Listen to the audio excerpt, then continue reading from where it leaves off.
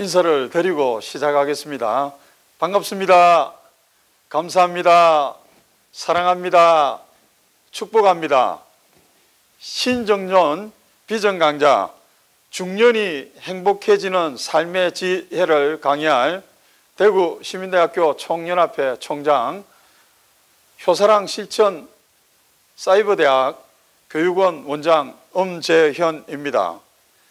오늘도 경상도 사투리 유머 하나 하고 시작을 하겠습니다. 경상도 선생님이 서울에 발령을 받아서 학교를 가게 되었습니다. 아마 초등학교 자연 시간이었던 것 같습니다. 그 의왕에 쿠피다는 조그마한 물고기가 많이 들어있는 의왕을 보면서 경상도 선생님이 서울 학생들한테 이렇게 이야기를 했다고 합니다. 여기 의왕 안에 쿠피가 한거 들었지 하니까 서울 학생들, 선생님 한거가 뭐예요? 한거는 수두룩빽빽하다는 말이다. 선생님 또 수두룩빽빽하다는 말은 무슨 말이에요? 수두룩빽빽하다는 말은 천지빽깔이다는 말이다. 선생님 천지빽깔이는 무슨 말입니까? 천지빽깔이는 셉이 있다는 말이다. 결국 경상도 선생님의 말을 서울의 학생들이 하나도 알아들었지 못했다는 아주 우픈 이야기를 제가 드리고 오늘 강의를 시작하는 것 같습니다. 요즘 제 강의를 듣는 사람 중에는 제가 사투리를 심하게 한다고 하면서 그래도 그 경상도 사투리가 구수하고 정감이 있어서 좋다는 위로의 말들을 하기도 했습니다. 저는 분명히 한국 사람이라서 당연히 한국말을 잘해야 하겠지만 고향이 부산이라서 한국어보다도 고향 모국어 사투리를 더 많이 사용하는 것 같습니다. 문제는 경상도 사투리를 쓰는 것은 어쩔 수 없다고 하겠지만 더 큰 문제는 전번 강의할 때 인공지능 시대 참 행복 찾기 강의를 하면서 영어 발음까지 경상도 사투리로 말하는 건 좀 그렇지 않느냐고 아주 친한 형님 한 분이 전화가 왔습니다. 그 형님 말씀은 전번 강의를 할 때 3차 산업혁명을 이야기하면서 스마트폰을 개발한 스티브 잡스를 제가 스티븐 잡슨이라고 말을 했고 또 유튜브 방송을 성공하기 위해서는 콘텐츠가 좋아야 한다는 말을 콘덴스가 좋아야 한다는 전혀 개념이 다른 말을 했다고 했습니다. 그 말을 듣고 다시 그날 영상 강의를 다시 보니까 그 말뿐이 아니라 심지어 엔돌핀 호르몬이라는 말과 다이드로핀 호르몬이라는 말까지 정상 영어 발음이 아닌 이상한 콩글리시 발음으로 다 들렸습니다. 난감하기 짝이 없었지만 이미 엎질러진 물 다시 영상물을 촬영할 수도 없고 그래도 재밌게 제 강의를 끝까지 들어주신 분들께 죄송하고 고맙다는 말씀을 드립니다. 대한민국 사람은 눈치가 백단인 것 같습니다. 우리가 약국에 가서 설사약을 달라고 하면 설사 묻는 약을 주고 또 변비약을 달라고 하면 변비 해소하는 약을 주지 않습니까? 좀 우리가 말을 하는 사람은 개떡같이 하더라도 알아듣는 사람이 찰떡같이 알아들으면 된다는 의미의 이야기인 것 같습니다. 이렇게 좋은 지적을 해주신 형님께 감사드리고 형님 제가 드리는 말씀이 무슨 말씀인 줄 알겠죠? 좀 이렇게 찰떡같이 알아들어 주시면 감사하겠습니다. 자, 그러면 중년이 행복해지는 세 가지 삶의 지혜에 대해서 말씀을 드리겠습니다. 첫째, 부부간입니다. 사람이 결혼을 하는 이유는 이 판단력 부족으로 결혼을 한다고 합니다. 그리고 또 이혼을 하는 이유는 인내심 부족으로 사람들이 이혼을 한다고 합니다. 그리고 재혼을 하는 이유는 기억력이 부족해서 재혼을 다시 한다고 합니다. 그래서 사람들은 결혼을 하면 괴롭고 결혼을 안 하면 외롭다는 말들을 합니다. 그래서 사람은 해보고 하는 후에는 짧게 하지만 안 해보고 하는 후에는 길게 한다고 이야기들을 합니다. 그래서 이 결혼은 괴롭더라도 한번 해보는 것이 맞는 것 같다는 생각을 해봅니다. 대한민국 아내들은 남편들한테 어떤 감탄도 하지 않고 한탄만 한다고 합니다. 그래서 우리나라 부부 관심도를 테스트하기 위해서 낮 12시에 남편 세 사람이 아내들한테 각각 사랑해라는 문자를 보내도록 했습니다. 정말 우리나라 사람들이 잘 안 하는 행위인데 이것을 사랑해 하고 문자를 보내니까 첫 번째 그 부인이 답장이 왔습니다.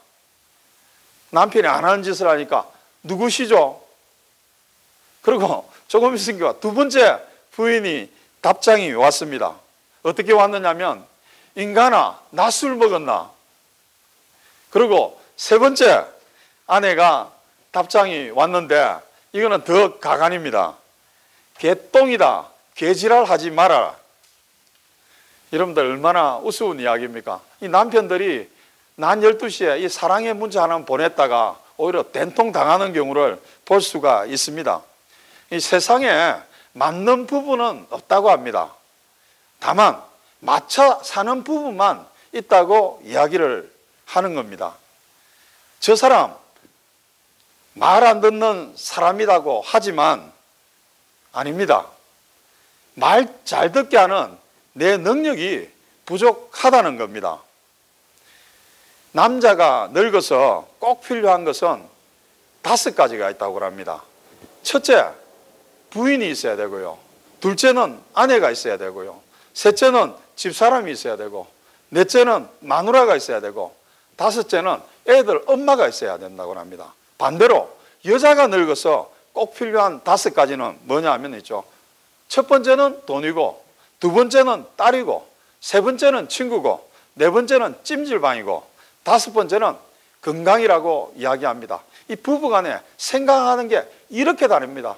어떻게 보면 남자는 5가지가 모두가 다 집사람이고 부인이고 아내인데 아내한테는 5가지 중에서 남편이 없다는 사실입니다.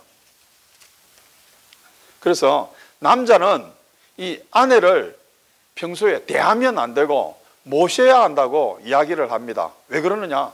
남자는 흙으로 만든 도자기지만 여자는 남자 갈비뼈를 빼서 여자를 만들었기 때문에 여자는 그야말로 그냥 도자기가 아니고 본 차이나다는 겁니다. 여러분들 흙 도자기가 비쌌겠습니까? 뼈로 만든 본 차이나가 비싸겠습니까? 당연히 본 차이나가 비쌀 수밖에 없습니다.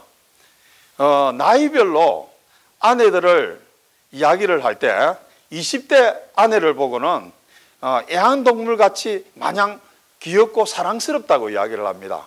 그리고 30대 아내를 이야기할 때는 좋은 기호식품 같다고 이야기를 합니다. 40대 아내를 이야기할 때는 없어서는 안 되는 가재도구다. 나이가 들수록 더 귀중하다는 겁니다. 그리고 50대 아내는 집안의 가보라고 합니다. 그리고 60대는 지방 문화재라 이야기를 하고요. 70대는 그야말로 국보라고 이야기를 합니다. 요즘 신사자성어가 있습니다. 남존여비다는 말이 무슨 말이냐면 옛날에는 남자는 존귀하고 여자는 비천하다는 의미에서 남존여비라 이야기했는데 요즘은 개념이 다릅니다. 요즘 남존여비는 남자가 존재하는 이유는 여자의 비율을 맞추기 위해서 필요하다는 겁니다. 이게 남존여비입니다. 또 천하태평하려면 처하태평하라는 말이 있습니다. 남자는 아내 그늘 아래 있을 때 편하게 살 수 있다는 말로 이렇게 이야기를 합니다. 그리고 만사형통은 첫통형통이라고 이야기를 합니다. 아내와 통하면 만사가 통한다는 의미로 첫통형통이라고 이야기를 합니다.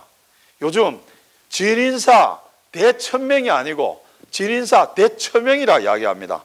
최선을 다하고 아내의 명령을 기다려야 된다는 그런 이야기입니다. 요즘 코로나 시대가 돼가지고 집에 있는 시간이 상당히 많습니다. 그래서 우리가 집에서 있는 것을 보고 직콕이라고 이야기를 합니다. 우리 남자분들이 행복한 노후에 직콕을 하려면 오늘 제가 말씀드리는 거 이거를 남자분들이 많이 먹어야 됩니다. 그게 뭐냐? 그건 비아그라다는 겁니다. 비아그라 여러분 무엇인 줄 알죠? 오늘 제가 그거를 말씀드리려고 하는 건 아닙니다. 이 비아그라 네 가지를 말씀드려요. 첫째, 비는 비우라는 겁니다. 남자들이 직콕하려면 뭔가를 좀 비워야 됩니다. 내가 가지고 있는 욕심, 내 욕구, 내 욕망, 그리고 삶이 주는 이 무거운 짐들을 좀 이제는 비우고 살아야 된다는 겁니다. 그리고 우리가 그렇지 않습니까? 변비가 있으면 숙변이 장 속에 있으면 얼마나 불편합니까? 이거 비워보면 시원하지 않습니까? 물도 고이면 습게 되어 있습니다. 그래서 비워주면 새물이 들어와서 항상 깨끗할 수 있다는 겁니다. 그리고 두 번째, 아는 아내의 방식을 좀 비하라는 겁니다. 여러분들 집에 가면 아내들은 손을 많이 씁니다. 남자들은 손 쓸 일이 없지 않습니까? 이 손 안에는 오장육부가 들어있기 때문에 손을 많이 쓰고 박수 많이 치고 손을 많이 쓰면 건강하다고 합니다. 그래서 집에서 직콕하고 있을 때 이럴 때 집에서 설거지도 한번 해보고 그리고 걸레질도 한번 해보고 우리가 빨래도 한번 해보고 이렇게 한다면 정말로 우리가 좀 행복해질 수 있는 어떤 조건이 될 수가 있다는 이야기입니다. 그리고 아내들은 잘 웃습니다. 우리 요즘 웃을 일이 없지 않습니까? 그러나 여자들이 남자보다 평균 수명이 7년 더 사는 거는 여자들이 잘 웃기 때문에 그렇대요. 그 사람이 웃을 때 엔돌핀이라는 호르몬이 나오기 때문에 그렇다고 이야기를 합니다. 그리고 여자분들은 어떻습니까? 사람 잘 사귀입니다. 근데 남자들은 이 사람 사귀기가 너무 어려운데 우리가 아내한테 이러한 것을 배워야만이 우리가 말년에 행복할 수 있다는 것을 제가 말씀을 드리는 겁니다. 그리고 그는 그러려니 하고 넘어가자는 겁니다. 우리 조그만한 일 있으면 시비 걸고 터집 잡고 어거지 쓰고 억지 쓰고 윽박 지르고 했지 않습니까? 이제 이번 기회를 통해서 이러한 것들 이제 좀 없애고 살면 우리 삶이 또 행복해질 수 있다는 것을 말씀드립니다. 그리고 라이프 워커 평소에 취미나 일을 가지자는 겁니다. 남자들은 집에서 대우받으면 눈 뜨면 나오고 해지면 들어가야 대우받는다고 합니다. 그래서 남자들을 집에서 한 끼도 안 먹으면 우리 아내들이 영식님이라 불러준답니다. 근데 집에서 한 끼 먹으면 영식님은 아니고 일식씩 그때까지는 괜찮습니다. 한 끼 정도 먹는 거는. 근데 두 끼 먹으면 두식이가 되고 세 끼 먹으면 삼세끼가 된다고 합니다. 그래서 가능하면 이런 취미생활들을 하면서 우리가 바깥에서 내가 좋아하는 일이 있으면 일을 만들어서 하시면 행복을 찾아가는 이런 어떤 조건이 될 수 있다는 것을 말씀드립니다. 자, 두 번째는 이 부모 자식 간입니다. 오늘 제가 고려 정몽주 선생의 단신가와 조선 이방원의 하여가를 비교해서 부모 자식 간에 좀 행복을 찾아가는 방법을 설명을 드리도록 하겠습니다. 이 정몽주 단신가를 보면 이 몸이 죽고 죽어 100번 고쳐주고 백골이 진토되어 넋이라도 있고 없고 니명한 일편단심이야 가실 줄이야 있으랴. 여러분들 고려충신 정몽주 선생님 단신가에서 나타난 삶의 목적이 니명한 일편단심이라는 겁니다. 그리고 그 내용은 목숨을 내놓는 정도가 아니라 죽기를 100번 더 하고 뼈가루가 흙으로 변해도 흔적조차 없어지는 한이 있다더라도 바꿀 수 없는 절대적인 가치, 절대적인 신념, 절대적인 사고를 이야기를 하고 있습니다. 결국 정몽주 선생님은 이 절대적인 가치와 신념을 지키기 위해 선주교회에서 비명에 행사하게 됩니다. 우리나라 부모님이 자식들 사랑도 이와 동일하다고 생각합니다. 님 향한 일편단심이 누구겠습니까? 자식에 대한 이야기 아니겠습니까? 그리고 백골이 진토되어 넋이라도 있고 없고 님 향한 일편단심 가실 줄이야 있으랴. 이 자식을 위해서 우리 부모님은 이 단신가에 나온 내용대로 모든 것을 희생해서 우리 부모님들이 자식들한테 모든 걸 다 하고 내 삶이 없다는 것을 이야기를 하게 됩니다. 우리 처갓집에는 딸이 5명이고 아들이 2가 있습니다. 그래서 우리 딸이 다 출가를 했고 아들들도 다 출가를 했습니다. 근데 우리 장모님은 딸들한테 용돈을 받으면 서도 안 하고 이거 다 모아놨다가 아들이 오면 이 돈을 다 제대로 묵지도 못하고 아껴 썼던 그 돈을 아들한테 준다고 합니다. 그래서 딸들이 몰랐으면 됐는데 알고 나니까 엄마한테 굉장히 섭섭하다는 이야기를 들은 적이 있습니다. 이게 니명한 자식을 향한 우리 부모님의 마음이 아닌가 하는 그런 생각을 해봅니다. 사람이 살아가면서 절대로 추구하는 완벽주의, 일등주의 생활 태도는 우리들의 삶을 행복하고 즐겁게 하는 순기능보다 힘들게 지치게 하는 역기능이 많이 있는 것을 알 수가 있습니다. 요즘 속담에 헌신하면 헌신짝되고 고생 끝에 골병 들고 젊어 고생 늙어서 신경통 낸다고 이야기하지 않습니까? 자, 반대로 이방원의 하여가를 한번 보겠습니다. 이방원 여러분들 아시죠? 그 이성계 아들이고 세조동대왕 아버지가 이방원입니다. 이방원이 하여가에 보면 이런들 어떠하리 저런들 어떠하리 만수산 더렁치기 엉킨들 어떠하리 우리도 이같이 엉켜져 100년까지 누리리가.